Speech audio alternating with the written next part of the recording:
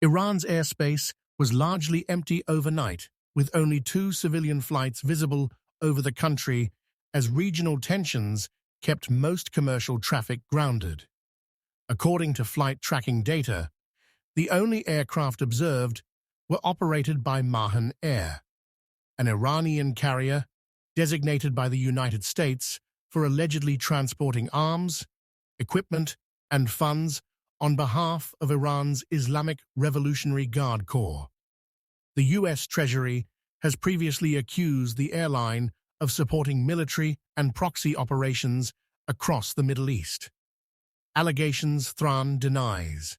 The 2 Mahan Air flights were tracked departing from southern China, one from Guangzhou and the other from Shenzhen, before heading west toward Tehran.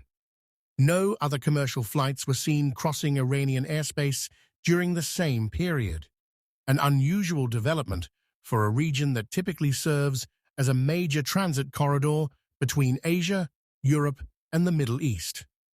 Iran temporarily closed its airspace as tensions with the U.S. peaked ahead of a possible military attack by the Trump military.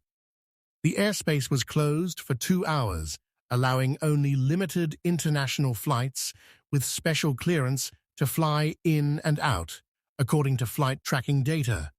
Airlines routinely avoid conflict zones due to safety concerns, higher insurance costs, and the risk of airspace closures. Iran has faced repeated disruptions to aviation in recent years amid sanctions, military confrontations, and heightened security alerts. Neither Mahan Air nor Iranian aviation authorities immediately responded to requests for comment on the flights. Chinese aviation authorities also did not comment on the departures. China has played a quiet but consequential role in helping Iran rebuild its ballistic missile program last October. According to U.S. and European intelligence cited by CNN, Iran resumed missile-related activity despite UN sanctions that bar work on nuclear-capable ballistic missiles and prohibit member states from supplying materials linked to delivery systems. European intelligence agencies said multiple shipments of sodium perchlorate, a key precursor for solid missile propellant, were sent from China to Iran. The total volume was estimated at about 2,000 tons purchased from Chinese suppliers as Iran sought to replenish depleted missile stocks. CNN tracked several cargo vessels traveling repeatedly between Chinese and Iranian ports. The U.S.-sanctioned MV Bosch departed Zhuhai on September 15th and arrived in Iran on September 29th, while another vessel, Barzin, sailed from Gowan on October 2nd and reached Bandar Abbas on October 16th.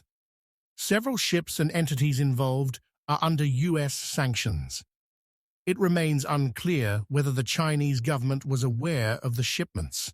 At that time, China told CNN it enforces export controls on dual-use items in line with international obligations.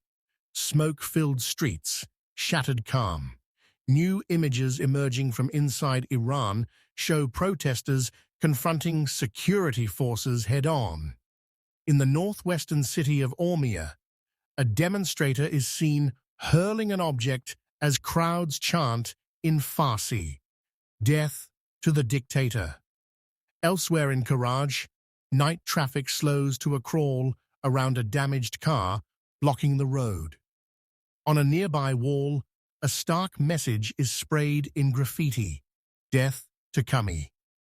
China has sharply criticized the United States over its response to the unrest in Iran, accusing Washington of violating international law and interfering in another country's internal affairs. Regarding the situation in Iran, we have stated our position many times. We support and hope that the Iranian government and people can overcome current difficulties and maintain national stability. At the same time, we oppose external forces interfering in the internal affairs of any country, and we do not approve of the threat or use of force in international relations. We hope that all parties concerned will make more efforts that are truly conducive to the peace and stability of the Middle East. International law, based on the principles and purposes of the UN Charter, is the cornerstone of the current international order and a vital basis for resolving international disputes. Defending international law is key to upholding global fairness and justice and preventing the world from returning to the law of the jungle. Great powers should take the lead in respecting the authority of international law and fulfilling their international law obligations. Russia has echoed China's criticism. Russian Foreign Minister Sergei Lavrov accused the United States of dismantling the international system it once helped create, citing U.S. actions against Venezuela and threats toward Iran. I do not believe that any third party can fundamentally alter the nature of relations between Moscow and Iran. This nature is based on agreements that were reached between the presidents of the Russian Federation and the Islamic Republic of Iran. It serves the interests of both our two states and our two peoples.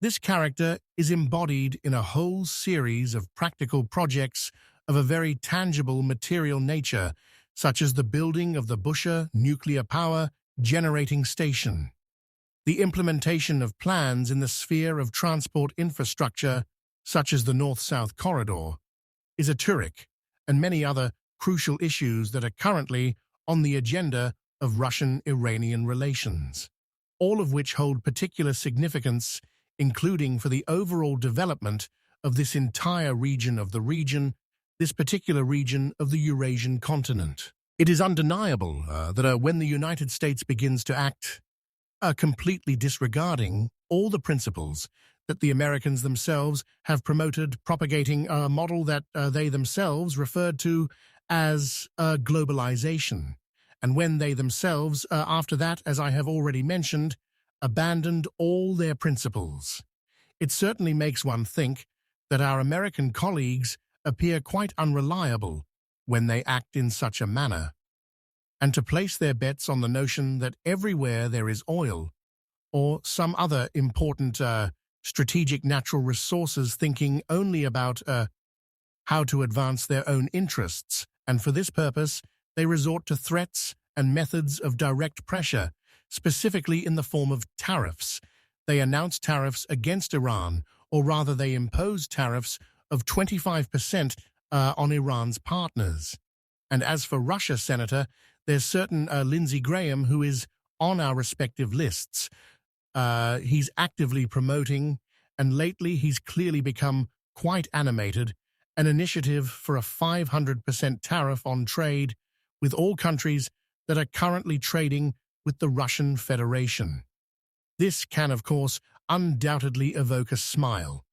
It might also provoke anger, even outright rejection.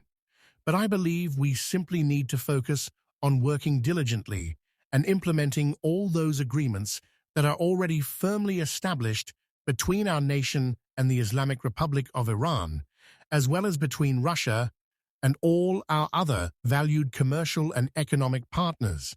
When such a powerful country as the United States are employing such unscrupulous methods, these methods of unfair competition, this only goes to show that the competitive positions of the United States. They are progressively deteriorating. But there are probably some other more fair and just methods for the assertion and defense of their own positions, rather than such direct, discriminatory use of sanctions. This cannot continue for long. This will lead to an even more serious crisis in international economic and indeed political relations. In the dialogue we have with Washington, which we intend to continue, we speak about this quite frankly. We openly discuss the absolute necessity of finally bringing some elementary order to the methods currently being employed on the international stage. The diplomatic backlash comes as Iran signals readiness for confrontation. Iran's Foreign Minister Abbas Araghchi warned that Tehran is ready for war if the United States chooses to test it, while also saying Iran remains open to dialogue. At the same time, Iran's Revolutionary Guards said they're at the highest level of readiness to respond decisively to what they called miscalculations by the United